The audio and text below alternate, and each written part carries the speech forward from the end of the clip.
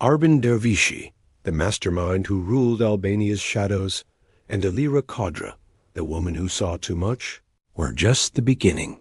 Behind their lives lies a world of betrayal, power, and secrets that stretches from hidden mountain labs to the streets of Europe, where every move can be deadly, and every shadow hides the truth. Albania is a land of contrasts, where rugged mountains rise sharply against the sky, and small villages cling to narrow valleys, as if hiding from the world. On the surface, life seems ordinary children playing in dusty streets, farmers tending olive groves, and markets bustling with local trade. But beneath this quiet exterior, secrets lie in every corner. Whispers pass from neighbor to neighbor, and old grudges simmer just beneath the surface. In this land, history is alive, and every stone seems to hold a story. Some stories, however, are meant to stay buried. For decades, Albania has been a crossroads of power, invasion, and survival. Its people are resilient, shaped by hardship and struggle, but the harshness of life has also given rise to cunning and secrecy. Families pass down knowledge of the mountains, hidden paths, and old codes that outsiders cannot understand. It is in these shadows that the seeds of organized crime took root, quietly spreading their influence while the world looked elsewhere.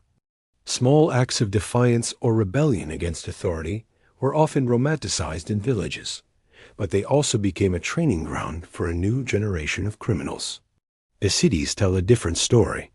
Tirana, Durrës, and Shkodër hum with energy, but even here, the influence of crime is subtle yet powerful. Local businesses, once family-run and modest, sometimes operate under silent pressure from unseen figures. Corruption threads through politics and law enforcement, creating a gray world where right and wrong are difficult to distinguish. A businessman might smile in public while paying protection to a syndicate in private, and police officers may turn a blind eye, not out of weakness, but because survival in this system demands compromise. Even more striking is the way the criminal networks extend beyond Albania. These syndicates have eyes and ears everywhere, and their reach crosses borders. They are invisible in plain sight, blending into neighborhoods, offices, and social gatherings. Their presence is subtle yet terrifying. A missing shipment, a sudden disappearance, a warning left unspoken. Ordinary citizens may never encounter these figures directly, but their lives are quietly shaped by the decisions made in the shadows. The allure of power, combined with the constant pressure of survival, has created a culture in which loyalty and fear exist side by side. People speak in hushed tones, knowing that one wrong word can bring disaster. Families carry on with daily life, but the weight of the unseen world presses down on them. The mountains, forests, and narrow streets that define Albania's landscape are both beautiful and dangerous, offering protection for those who understand them and traps for those who do not. This is a country where the line between law and lawlessness is often invisible. The ordinary routines of life, school, work, celebrations exist alongside a hidden world of influence, manipulation, and control. Each village, each city street holds secrets, and every person carries a fragment of knowledge that could change everything if revealed. In Albania, the shadows are not just metaphors, they are living forces, shaping lives quietly, steadily, and without mercy. And for those who dare to step too close, the consequences are often sudden and irreversible. The early 1990s were a turning point for Albania. The collapse of the old political system left a vacuum that no one was prepared to fill. The streets were filled with uncertainty, and the ordinary rules of life seemed to have vanished overnight. For many, survival became the only law that mattered. In this chaos, small gangs began to emerge, exploiting the confusion and the gaps left by weakened authorities. What started as petty thefts and smuggling grew quickly into something far more dangerous. The law had lost its voice, and the syndicates found their power in the silence. These gangs were not uniform. Each had its own leader, its own code, and its own territory. Some inherited influence through family connections that stretched back generations, while others rose through cunning, deception, and sheer violence. Borders that had once been patrolled carefully became gateways for smuggling goods, weapons, and drugs. Coastal towns and mountain passes became secret highways for illicit trade, known only to those brave or foolish enough to navigate them. Each successful operation added wealth, confidence, and influence, creating a cycle that drew more people into the fold. It was a time when loyalty could be bought, fear could be weaponized, and power shifted overnight. Families who once lived in modest homes now controlled entire neighborhoods, while former soldiers and local enforcers became key players in the emerging criminal networks. Their methods were precise, often ruthless, and carefully calculated. Extortion, protection rackets, and smuggling were no longer small crimes. They became the foundation of empires built in the shadows. Ordinary citizens quickly learned that resistance could mean ruin or disappearance. Compliance became survival. The syndicates did not rise openly. They preferred invisibility. Meetings were held in abandoned warehouses, in mountain cabins, and behind closed doors in quiet cafes. Deals were negotiated with subtle signals, unspoken threats, and a shared understanding that betrayal could cost everything. Those who dared to challenge the rising power often vanished without a trace, leaving behind only rumors and fear.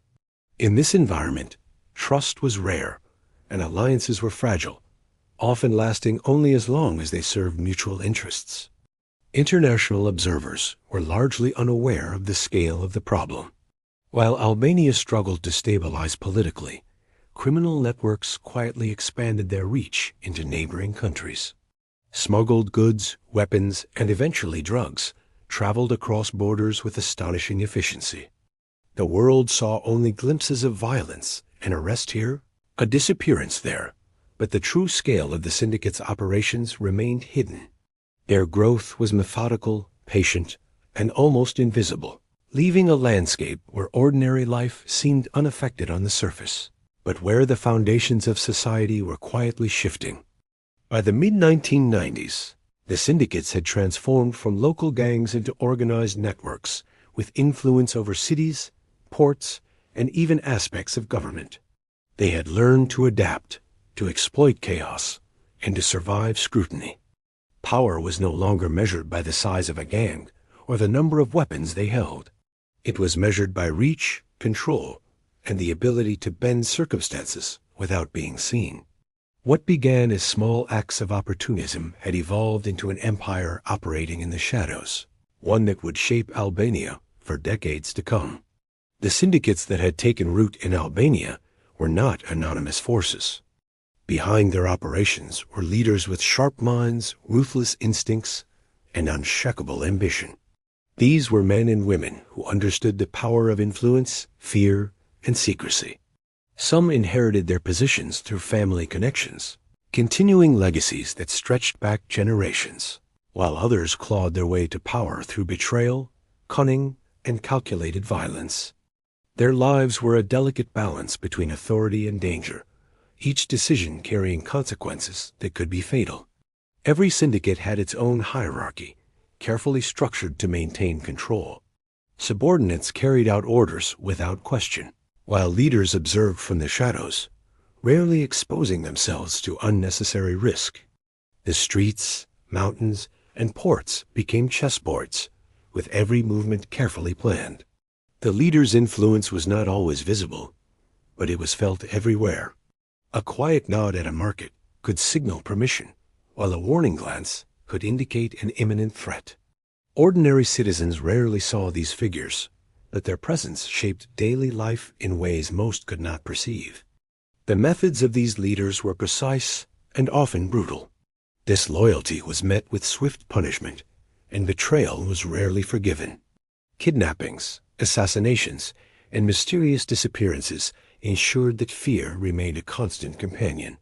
Yet their power was not only enforced through violence, it was also maintained through manipulation and subtle control. They invested in businesses, influenced politicians, and even co-opted law enforcement. Bribes, threats, and favors created a network of dependencies that allowed the syndicates to operate with near impunity. Trust, when extended, was both a weapon and a risk. Some leaders were known for their intelligence rather than their brutality. They studied law enforcement tactics, international trade routes, and market systems, using knowledge as a tool to expand their influence. Others relied on charm, building alliances that could be leveraged in moments of crisis. But all shared a singular trait, an instinct for survival. In a world where rivals could strike without warning and betrayal was constant, caution was as crucial as courage. A single misstep could topple an empire overnight. Their reach extended beyond Albania's borders. Syndicate leaders forged connections with criminal networks in neighboring countries, creating alliances that were as strategic as they were dangerous. International drug trafficking, smuggling, and money laundering operations became more sophisticated, relying on the expertise and networks of these leaders. The power they wielded was quiet but immense, capable of influencing not only local communities but entire regions. Despite their fearsome reputations, these leaders often appeared ordinary. They walked among the public, attended social events, and ran legitimate businesses that concealed their true activities. This duality made them nearly untouchable. Even when law enforcement agencies tried to act, the syndicate's careful planning and deep connections made capturing leaders a daunting task. Their control was invisible yet complete, a shadow over every street, business, and home.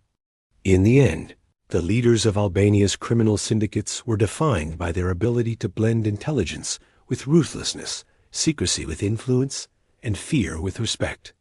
They shaped the world around them without revealing their faces, moving silently through society while the shadows of their power stretched far and wide. Those who encountered them rarely understood the full extent of their influence, and those who tried to challenge them often paid the ultimate price. The rise of the drug empire was perhaps the most defining chapter in Albania's criminal history. The country's rugged terrain, hidden valleys, and poorly monitored borders created the perfect environment for illicit trade. What began as small-scale smuggling operations quickly evolved into a sophisticated network capable of moving vast quantities of drugs across Europe. From remote mountain labs to bustling ports, every step was carefully orchestrated to avoid detection. The syndicates had learned that power depended not only on fear, but on control, efficiency, and secrecy. Hidden deep in the mountains, makeshift laboratories produced substances that were then packaged and sent through an elaborate system of couriers, trucks, and ships. Villages that had once been quiet and isolated became critical hubs in the supply chain. Ordinary citizens were often unaware of the dangerous activities taking place around them, but the influence of the syndicates was impossible to escape. Local authorities were frequently bribed or intimidated, allowing shipments to move unchallenged. Even when raids occurred, the syndicates had contingency plans in place, leaving authorities with little evidence and empty warehouses. The scale of the operations was staggering. What had once been small quantities intended for local sale turned into shipments worth millions, reaching markets across Europe. The syndicates adapted quickly to new risks, changing routes, methods, and contacts with meticulous precision. Each successful operation increased their wealth, confidence, and influence, reinforcing their dominance in a world where mistakes could be fatal. Ordinary citizens rarely saw the leaders directly, but the shadow of their power was felt in every corner through intimidation, enforced loyalty, and the constant threat of violence. The drug trade also introduced a level of sophistication that had never been seen before in Albania. Money laundering networks were established to clean profits, often through legitimate businesses, real estate, and international bank accounts. The syndicates began to blur the lines between legality and criminality, creating an almost untouchable financial empire. Law enforcement agencies, both domestic and international, struggled to track the flow of money, often uncovering only fragments of a much larger picture. The syndicates had mastered invisibility, operating in plain sight while hiding the true extent of their power. The human cost of this empire was immense. Communities were transformed as addiction spread and violence became a constant threat. Families were torn apart, and ordinary citizens often found themselves caught between compliance and resistance. Those who tried to resist were met with swift and merciless punishment, ensuring that fear remained a key instrument of control. Even those who cooperated with the law often discovered that betrayal could come from unexpected sources: neighbors, friends, or even family members who had been drawn into the syndicate's orbit. The drug empire also strengthened connections between Albanian syndicates and international criminal organizations. Collaborations with networks in Italy, Greece, and beyond allowed for faster distribution, greater profits, and more sophisticated operations. These alliances created a web that was difficult to unravel, making the syndicate's influence not just national but regional. What had begun in secret mountain labs had now become a sprawling, organized enterprise, quietly shaping markets, governments, and the lives of countless people. In this shadowy world, control was maintained through a combination of fear, loyalty, and meticulous planning. The syndicate's drug operations were more than just criminal activity. They were the backbone of an empire that had learned to survive, adapt, and expand in a world that seemed determined not to notice. Every shipment, every transaction, and every calculated move strengthened their grip on Albania and beyond, leaving the country caught between survival and the relentless shadows of power. Power inside Albania's criminal syndicates was never stable. No matter how strong a leader seemed, danger always lurked within their inner circle. Betrayal was not an occasional threat, it was a constant presence, woven into the very structure of the underworld. Rivalries formed silently. Old grudges resurfaced at the worst moments. Ambition pushed even the most loyal members to consider turning against their own. In a world built on secrecy, trust became a rare and fragile commodity. Within each syndicate, hidden tensions grew behind closed doors. Enforcers who once followed orders without hesitation began to question their leaders' decisions. Younger members, hungry for power, studied every weakness, waiting for the perfect moment to strike. Even family ties were not strong enough to guarantee loyalty. Blood could be spilled as easily as promises were broken. A single rumor could destroy alliances that had taken years to build. Every meeting carried an unspoken tension, and every silence seemed filled with invisible threats. The most dangerous betrayals came from within the leadership itself. Advisors who were once trusted with the deepest secrets sometimes became double agents, feeding information to rival groups. Some sought to rise by eliminating their superiors, while others acted out of fear, believing that betrayal was the only way to avoid becoming a target themselves. Decisions made in desperation often sparked violent consequences. Entire operations collapsed overnight because one person acted on a hidden grudge or a whispered promise of greater reward. Assassinations became a method of communication in the underworld. Bodies left in remote fields or abandoned buildings served as warnings to anyone considering disloyalty. Disappearances occurred so quietly that families often never learned the truth. These acts were not random. They were calculated, designed to both punish and control. The message was always clear. Loyalty was expected, and disobedience would be dealt with swiftly. This environment of fear kept many in line, but it also fueled deeper resentment and paranoia. Some betrayals were more subtle, involving manipulation rather than violence. Financial sabotage, misinformation, and secret alliances created fractures that were invisible until they became impossible to repair. Leaders found themselves surrounded by people who smiled in their presence but plotted behind their backs. Deals were made and broken in the shadows, leaving everyone to wonder who was truly loyal and who was simply waiting for an opportunity to take power. Law enforcement occasionally took advantage of this internal chaos. Officers and undercover agents attempted to exploit divisions, offering leniency or protection to those willing to turn on their syndicates. But even cooperation with authorities carried risks.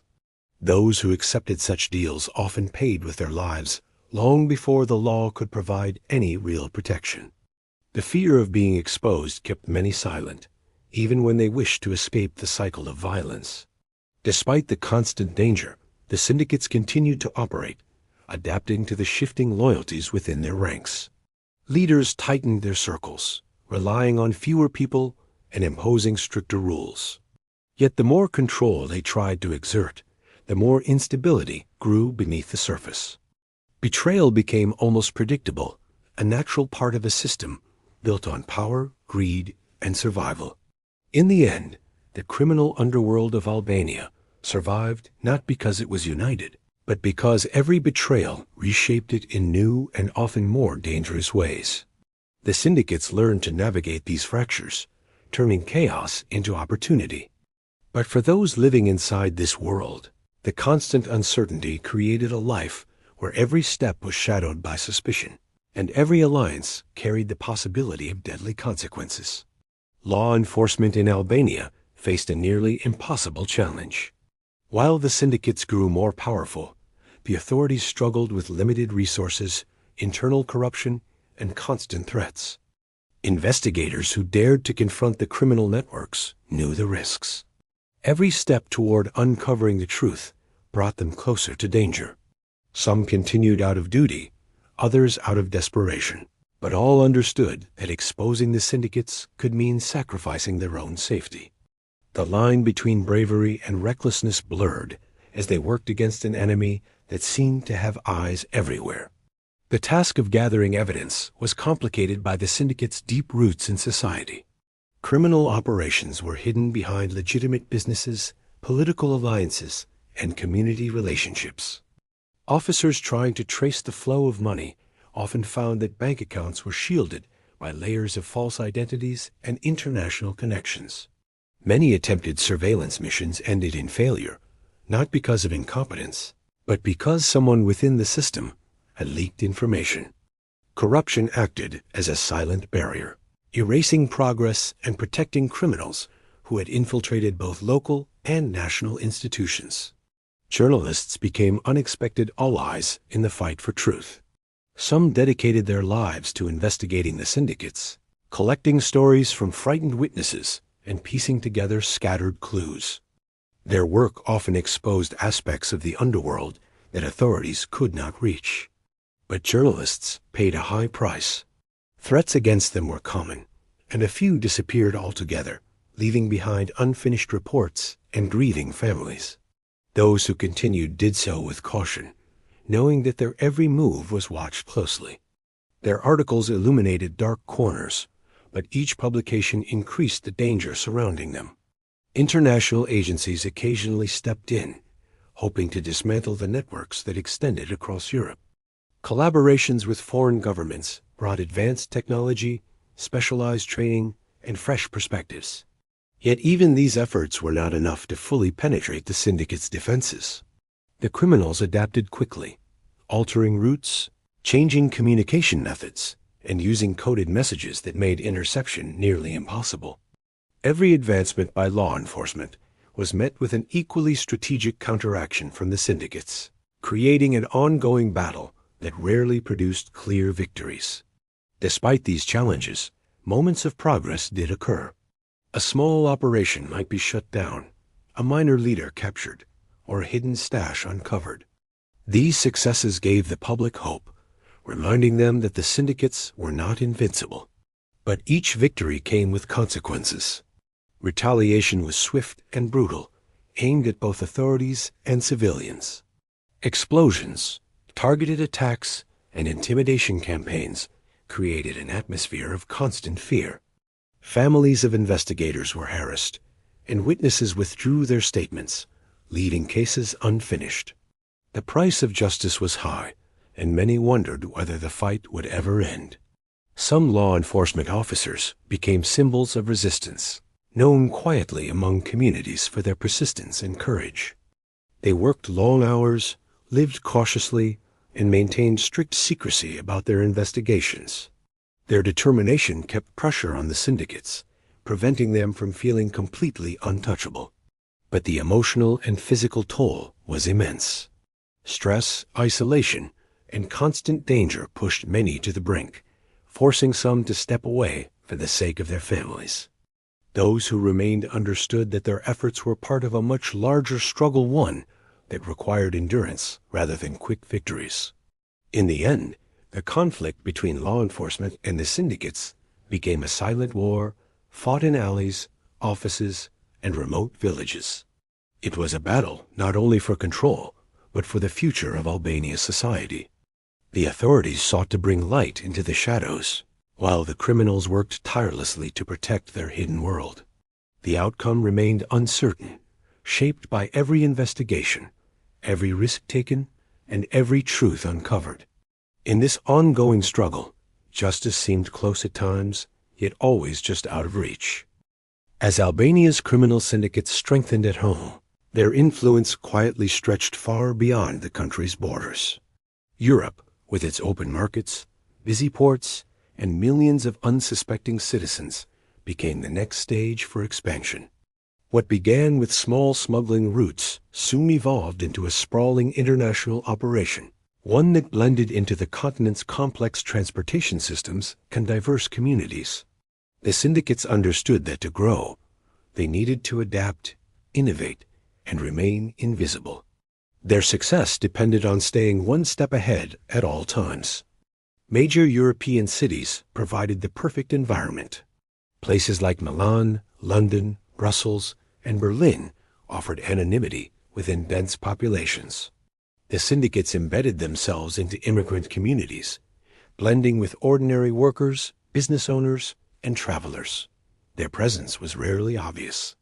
Instead of drawing attention, they relied on low profiles and quiet operations. Apartments became safe houses, restaurants became fronts, and warehouses turned into key storage points for drugs, weapons, and money. Their networks expanded like hidden routes, connecting countries through untraceable channels. The syndicates also recognized the value of alliances. They forged connections with criminal groups in Italy, Spain, Greece, and even as far as South America. These partnerships were based on shared profit rather than trust. Each organization offered something the others needed: routes, protection, resources, or specialized skills. Together, they created an international web of crime that was almost impossible to dismantle. Even when one branch was exposed, the rest of the network continued to function, adapting quickly and filling any gaps. Human trafficking became one of the most disturbing elements of their expansion. Vulnerable people from Eastern Europe, the Middle East, and Africa were promised better lives, only to be trapped in exploitation. The syndicates ran these operations with chilling efficiency, transporting victims across borders using forged documents and corrupt contacts.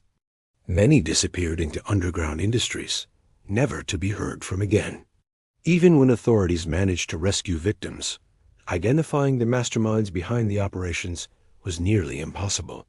The syndicates ensured that the real decision-makers remained hidden behind layers of intermediaries. Money laundering grew even more sophisticated as profits increased. The criminals invested in luxury apartments, transport companies, nightclubs, and import-export businesses. Some even used cryptocurrency networks to obscure the origins of funds. Their financial systems became so complex that investigators often found themselves tracing transactions that led in circles, ending with shell companies in distant countries. The syndicates had effectively transformed illegal earnings into clean money, allowing them to expand further without drawing unnecessary attention. Europe's law enforcement agencies eventually recognized the scale of the threat. Joint operations, intelligence sharing, and international task forces were formed to combat the growing criminal influence. Yet even these measures struggled to keep up. The syndicates were agile, shifting their strategies every time authorities closed in. When one route was monitored, they opened another. When one method became risky, they developed a new one. Their adaptability made them one of the most resilient criminal forces on the continent. Communities across Europe felt the consequences. Neighborhoods changed quietly as new faces appeared. Businesses shifted ownership, and unexplained violence erupted without warning. Many people sensed that something darker was at play, but could not identify the source. The syndicates relied on this uncertainty. The less people understood, the easier it was to operate. By this stage, Albania's criminal networks were no longer confined to their homeland. They had become international shadows, shaping events, influencing markets, and exploiting weaknesses across the continent. Their journey from small local gangs to global criminal powers was nearly complete, and Europe had become the battleground where their future would be decided. The true extent of Albania's criminal syndicates remains hidden, a secret woven into the country's mountains, cities, and borders. While international authorities occasionally make headlines with arrests or seized shipments, the core of these networks continues to operate undisturbed. For every leader caught, another emerges, often stronger, more cautious, and more ruthless than before. The syndicates have learned to survive scrutiny, to adapt to changing conditions, and to exploit every opportunity. The shadow they cast is long, and it touches every corner of society, often without people even realizing it. The consequences of their power are felt most acutely by ordinary citizens. Families live under the quiet pressure of fear, knowing that a single wrong move could invite retaliation. Children grow up witnessing the subtle influence of these networks' neighbors disappearing, businesses suddenly closing, and unexplained wealth appearing in homes that had once been modest. Communities adjust to the presence of crime as though it were part of everyday life, learning to comply quietly, speak carefully, and hope that the syndicate's attention does not turn toward them. Survival is measured not by wealth or status, but by invisibility and discretion. Even those who operate outside the syndicate's control are affected. Politicians, law enforcement officers, and journalists often find themselves caught between public duty and personal safety. Investigations are slowed or abandoned because of threats, bribes, or intimidation. Stories remain untold, evidence remains hidden, and justice is delayed, sometimes indefinitely. The shadow of the syndicates stretches over the systems meant to protect citizens, making the line between law and lawlessness almost impossible to distinguish. The syndicates themselves have become masters of duality. On the surface, some leaders appear to be legitimate businesspeople, philanthropists, or community figures. Their presence is often normalized in public spaces, hiding the darker truth of their operations. Beneath this facade, however, they maintain meticulous control over a web of illegal activities, smuggling, human trafficking, drug operations, and financial manipulation. The world sees only fragments of their actions, while the majority of their influence remains invisible, silently shaping lives and markets. Even within the syndicates, power remains fragile. Betrayals, rivalries, and mistrust ensure that no leader is ever entirely safe. Violence is both a tool and a threat, maintaining discipline while reminding everyone that a single misstep can be fatal. The most experienced operatives know this well, and yet, despite their awareness, the pressure of constant vigilance weighs heavily on everyone involved. Fear, loyalty, and survival are intertwined in ways that outsiders cannot fully comprehend. The untold truth is that the syndicate's power is not just about crime. It is about influence. They shape politics, economies, and communities, often without leaving clear evidence. Their legacy is measured not only in illegal profits, but in the silent compliance of those living under their shadow. Albania's criminal networks have become an invisible force, one that continues to grow, adapt, and survive. In the end, the story of these syndicates is not a tale of dramatic confrontations or final victories. It is a story of shadows silent, pervasive, and enduring. The true scale of their operations may never be known. For every light cast on their actions, another darkness rises to take its place. The country, its people, and the world continued to live under the quiet influence of these unseen forces. The shadows linger, leaving questions, fear, and the faint hope that one day the truth might finally emerge, fully illuminated.